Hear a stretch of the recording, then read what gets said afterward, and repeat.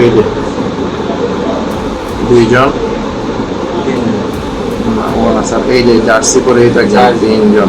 গত 18 জুলাই সন্ধ্যা আনুমানিক 7:25 এবং 7:50 এই সময়ের মধ্যে রাজধানীর কামরাঙ্গীরচর থানাধীন মাহাদিনগর এলাকার রক্সিগলি সংলগ্ন 10তলা একটি ভবনের 5ম তলায় চাঞ্চল্যকর একটা ডাকাতির ঘটনা সংঘটিত হয়।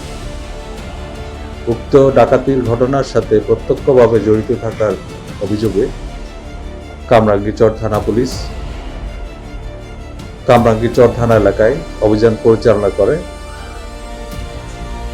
এ পর্যন্ত 4 জনকে গ্রেফতার করেছে।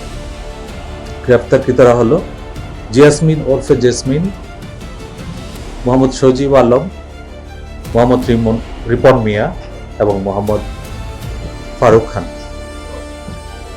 এই ঘটনা সংঘটিত হওয়ার পরপরই কামরাঙ্গীরচর থানা পুলিশ সহ লালবাগ ডিভিশনের ঊর্ধ্বতন কর্মকর্তাগণ ঘটনাস্থল পরিদর্শন করেন এবং ঘটনার সাথে জড়িতদের শনাক্ত এবং গ্রেফতারে অভিযান আরম্ভ করেন।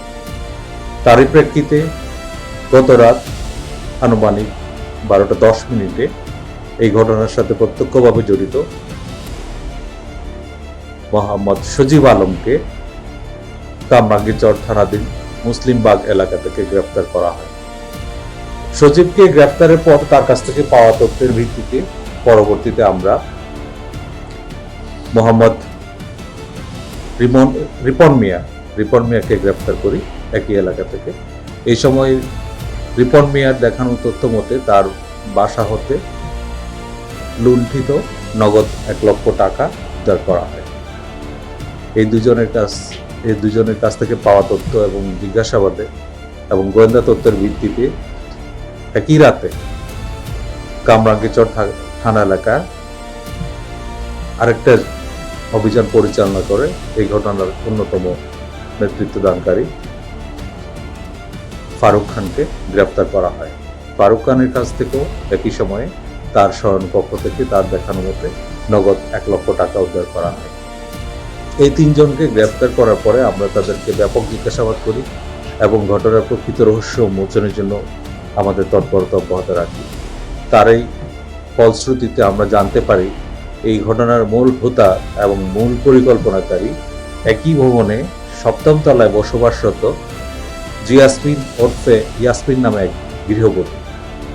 এই চাঞ্চল্যকর ডাকাতির ঘটনা তদন্ত করতে গিয়ে আমরা দেখলাম পুরো ডাকাতির পরিকল্পনা, বাস্তবায়ন এবং ডাকাতি শেষ হওয়ার পর পর্যন্ত একক নেতৃত্ব সে দিয়েছে এবং এ পর্যন্ত তাকে আমরা আজকে সকালে তার বাসায় অভিযান পরিচালনা করে গ্রেফতার করি এবং তার বাসা থেকে নগদ 20,000 টাকা উদ্ধার করতে পেরেছি।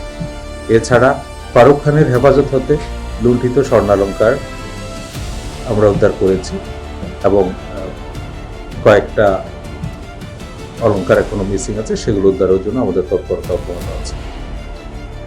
এই ঘটনার তদন্তে আমরা জানতে পারলাম যেহেতু জিয়াসমিন ওরফে ইয়াসমিন ওই বাসায় বসবাস করত, তার সাথে ওই ভবনের 5ম তলায় বসবাসকারীদের নিয়মিত যোগাযোগ ছিল এবং ওই বাসায় যোগাযোগ ছিল এবং সেই বাসাতে যে নগদ টাকা গচ্ছিত ছিল এই ব্যাপারে জিয়াসমিন অবগত ছিল। জিয়াসমিন পরিকল্পনা করে কিভাবে এই টাকা লুণ্ঠন করা যায়, সেই পরিকল্পনা অনুযায়ী সে তার পরিচিত কয়েকজনের সাথে যোগাযোগ করে এবং তাদের এই ঘটনায় উদ্বুদ্ধ করে এবং সেই প্রেক্ষিতে তারা জড়ো হয় এবং যেদিন ডাকাতির ঘটনা সংঘটিত হবে জিয়াসমিন নিজেই উক্ত ভবনের নিচতলায় এসে তাদেরকে রিসিভ করে এবং ওই বাসাটা দেখিয়ে দেয়। পরবর্তীতে জিয়াসমিন তারা যেন প্রস্থান করতে পারে নিরাপদে সেটাও নিশ্চিত করে এবং এরপরে ঘটনাস্থলে গিয়ে ভুক্তভোগীদের সে সান্ত্বনাও দেয়। এমনকি রাত্রেবেলা যখন আমরা ওই ঘটনাস্থল পরিদর্শন করি সেই ঘটনাস্থলে জিয়াসমিন নিজেই উপস্থিত ছিল। এখানে আরেকটা মজার তথ্য হচ্ছে এই ঘটনা পরবর্তী যখন মামলা রুজু হয় শুরু থেকে শেষ পর্যন্ত জিয়াসমিন তাদের সাথে ছিল এবং এই মামলায় নিজেকে একজন সাক্ষী হিসাবে সে রেখেছে। মামলার এজাহারে সে একজন সাক্ষী হিসেবে নিজের নাম অন্তর্ভুক্ত করেছে বাদীপক্ষের নিকট।